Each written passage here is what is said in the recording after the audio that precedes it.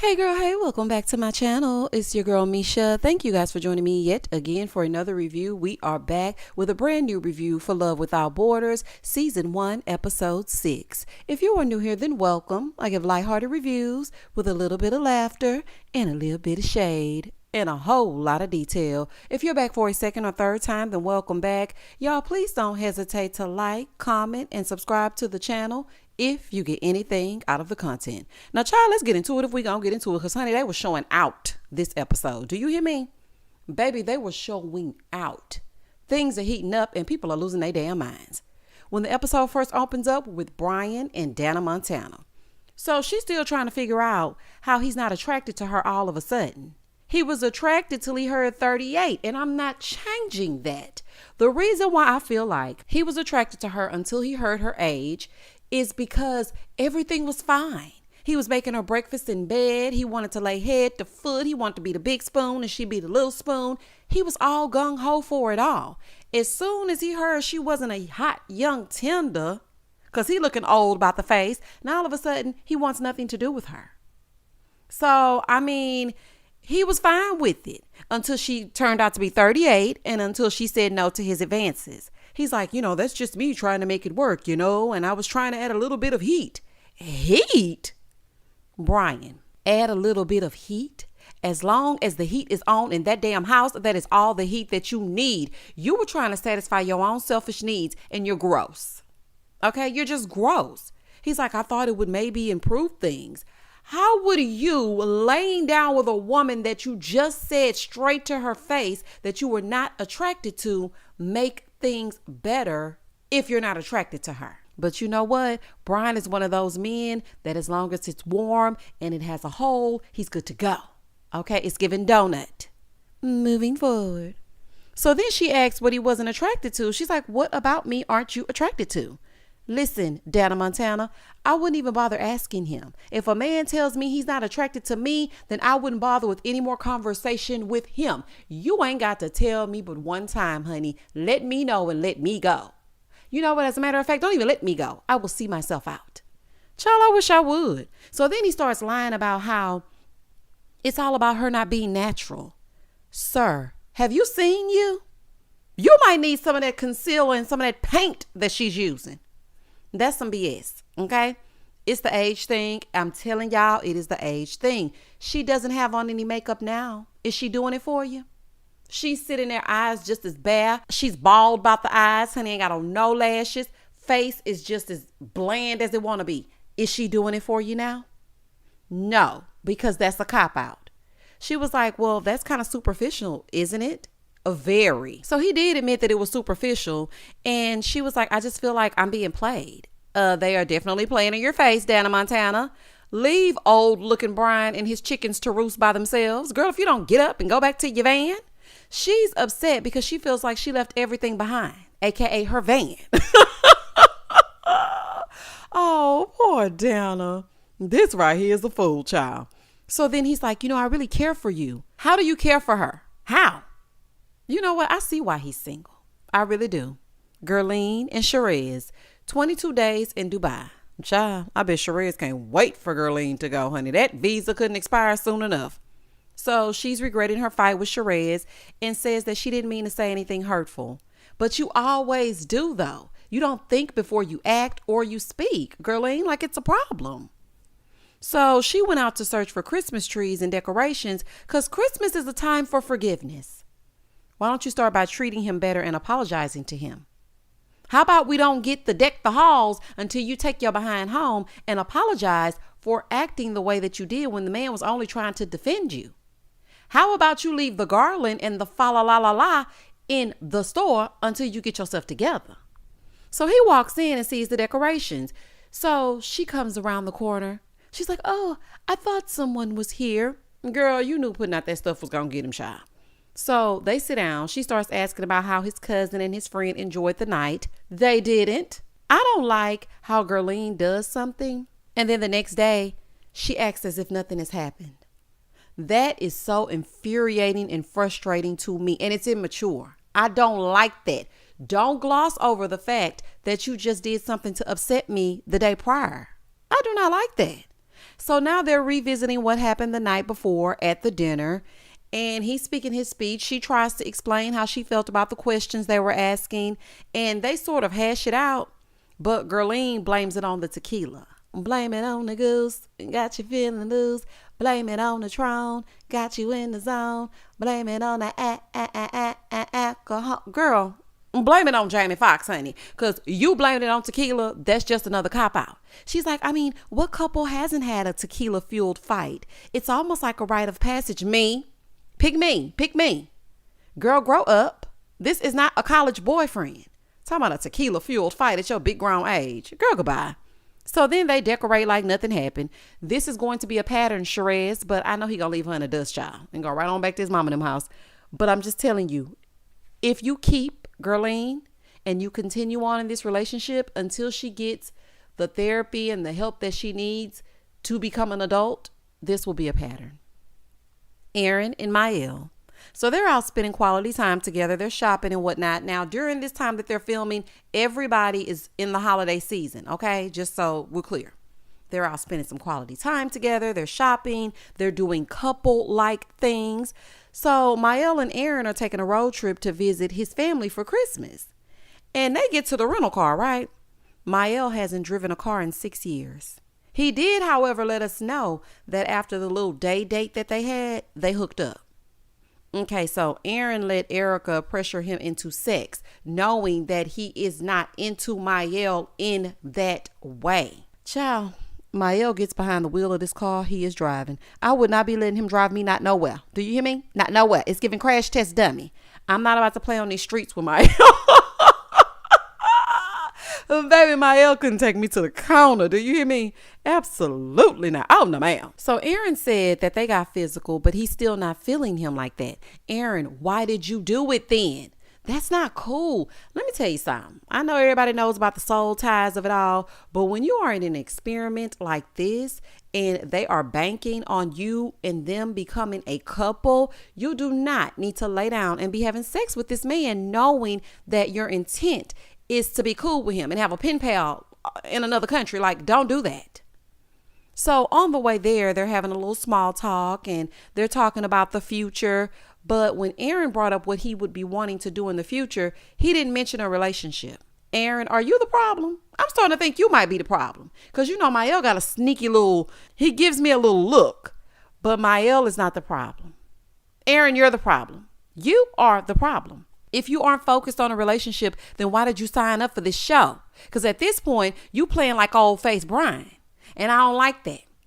You don't need to be treating this man like that. He does not deserve this. You're confusing him. Do you or do you not want to have a relationship? You know what I'm thinking it is, though? I'm thinking that Brian is homesick because he wants to go back to Minnesota. He wants to go back to Minnesota. And he's not used to being so far away from home. Everything's uncomfortable. He doesn't have his things. He's not in his space. I feel like if they took Myel from Paris and brought him to Aaron, they would be a lot further along. Aaron, you need to grow up as well. Brian and Dana Montana. So they're out meeting up with his sister and whatnot. But my question is why? Why are we meeting your sister? If there's no attraction, then what are we even doing? Like, what's my motivation? Like, why am I here? So Dana is disappointed in the relationship and she's telling us in the confessional. So his sister shows up. And so Dana excuses herself and goes to the restroom because, you know, that's what they do so they can talk and whatnot. So he tells her that he's not attracted to Dana. It's not his normal type. Every time a man on one of these shows says something like that and I'm looking at you, okay, no filter. Child, enough said. Anywho, she's not his normal type. His sister advises him to give it more time. Girl, they don't have no more time. She's on a visa. Okay. Now, some kind of way, she got more days on her visa than everybody else. And I'm just a little bit confused on that. But the point is, she does not have time to waste. Carmen and Phil. So he's meeting her twin sister. And her sister shows up. Carmen and her sister are definitely fraternal twins. They look absolutely nothing alike. Both of them are very pretty. You can tell they are related. You can tell they're sisters, but I wouldn't guess twins. I would think one is older, one is younger. So anywho, Phil sits down with Carmen's sister so they can get to know him. So she asked what his first impression of her sister was. And he was like, I felt like she was beautiful and I love the way she speaks and she's a goddess. Okay, Phil is full of game and full of crap. You love the way she speaks, yet you want her to hush her mouth up because she talk too much. She's a goddess that can't see your social media. Boy, if you don't be quiet, boy, shut up. So he's saying what he thinks that her sister wants to hear, and the sister eating it up. Oh, and Carmen all in the kitchen, peeling her potatoes or whatever she doing, talking about, oh, thank you so much. Thank you. Cap. Okay. Everything that he's saying is a bold-faced lie. He's a bunch of fluff. He feels like this is an interview and he lying until he get the job. Girl, goodbye. So they sit down to eat and he splits his too tight pants, talking about his loins want to come out and whatnot. I was like, well, what is happening over here? So her sister asked if she was the kind of woman that he could see himself settling down with. He gonna say, well, I mean, we still have a lot of things we need to work through. I mean, she's driven, she's motivated, she goes after what she wants. She just sit down and let nobody else. What are you saying, sir? Answer the question. He's not serious about Carmen. Carmen, I'm speaking directly to you, honey. He is not serious about you. Now, I don't know if you and your sister cannot read between the lines. Phil is running game, okay? Leave him and his OnlyFans social media to their devices and send him on back over there to the A. Child, send him right on back to Atlanta. Moving forward. So her sister said, well, you guys feel like friends. And that's, what a relationship is built on. You really need to be friends first. Yeah, they giving cuddy buddies for sure. And if you don't know what that is, child, look it up. Carmen, I just want to say this because I saw you getting a little bit excited because he was saying all the right things to your sister. Do not read too much into it. I know a whole bunch of feels. It ain't going to feel good, pun intended, after a while. In the next scene, they're showing Brian and Dana Montana, and he gifted her some makeup remover pads for Christmas. You know what? He's a jerk. He's a jerk. They're showing like a little montage of all the couples. Carmen and Phil exchange gifts. Child, he done gave her a mom kini. But baby, I don't even wear a bathing suit that covered up. I said, what is happening, honey? Oh, that was a straight mom kini. No, no offense to the mom kinis, honey, because sometimes they're appropriate and whatnot. But Carmen ain't putting on this bathing suit he done bought, y'all. Gerline and Shereez. So they're at a Christmas party and she's nagging him yet again. Why does he keep taking her on the outside? She argues every time they go somewhere. Why do you keep taking her places? Like, this is the definition of insanity. Doing the same thing over and over again and expecting a different result. It ain't making no sense to me. So then the next morning, it's awkward. Shereez says last night they had an argument about equality out of nowhere. Why are you having an argument about this right now and both of you are tipsy? Why are you talking about such serious issues when both of you are inebriated? Just why? He said then she took out her phone and started filming the argument. And she was like, yeah, I took it out so that I could film it so we could discuss it later on. Oh, my goodness. Gerline needs to be evaluated, honey. She really needs to take some time to talk to somebody because she literally fights about everything for no reason.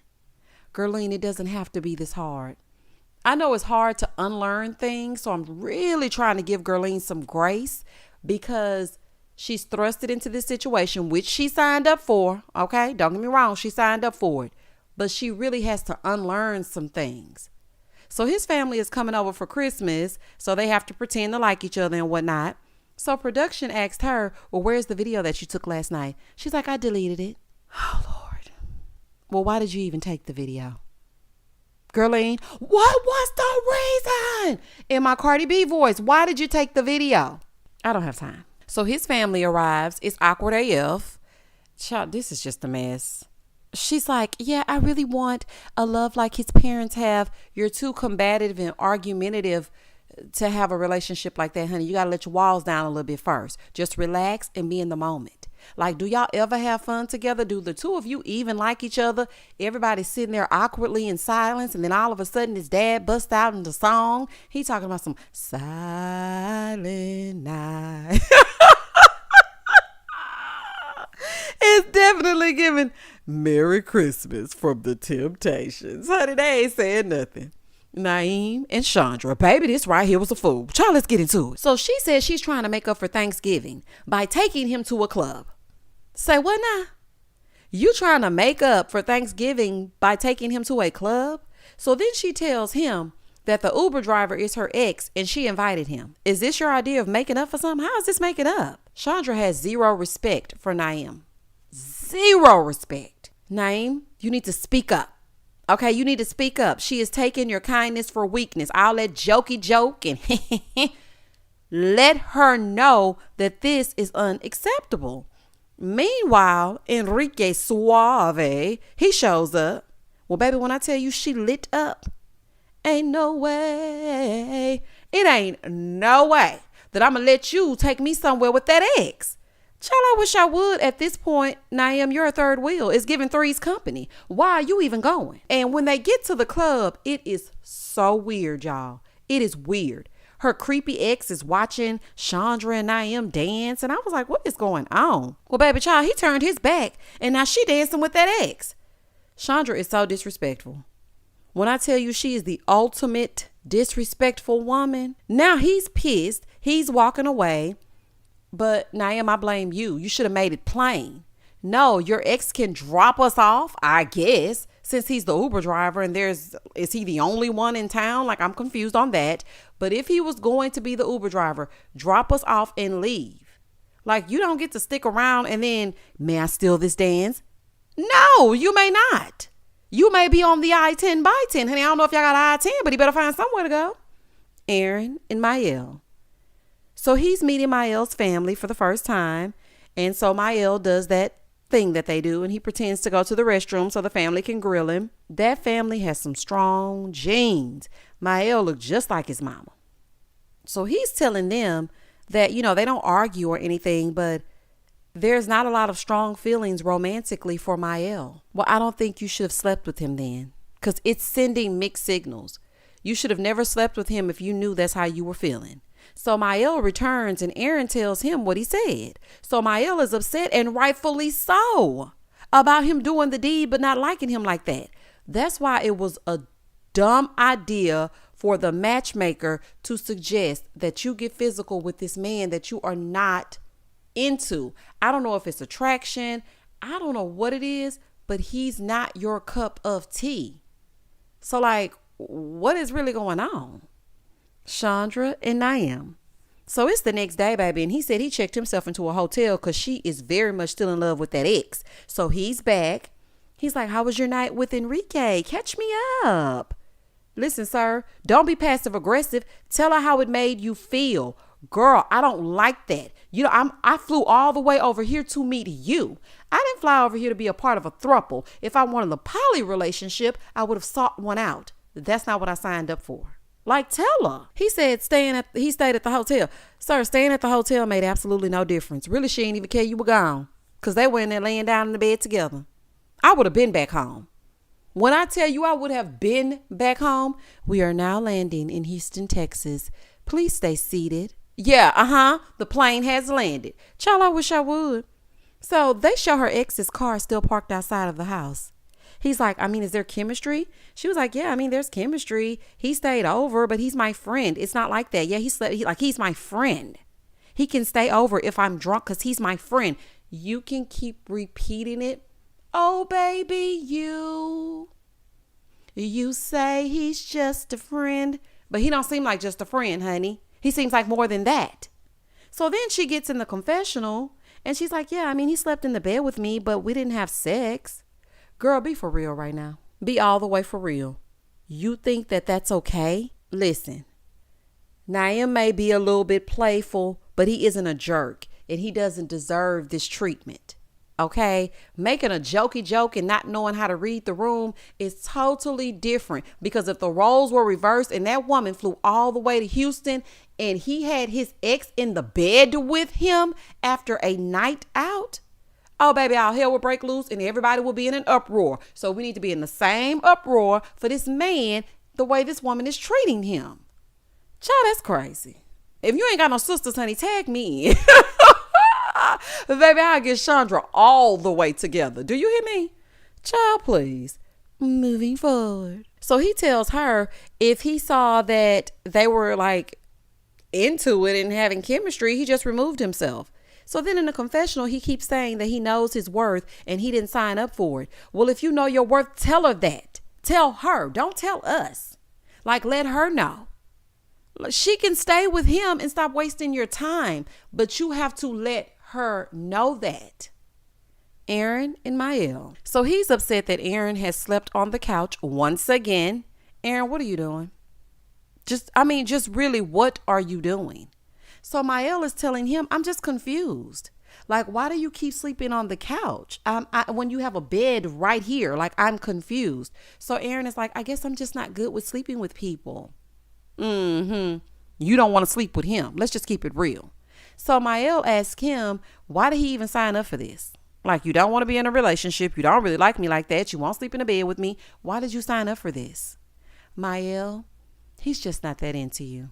Okay, that's just point blank in the period. If it were anyone else, he would be all in. He is just not that into you. So baby, Myel speaks up for himself. Naim, this is how you do it. Okay, he's finna show you.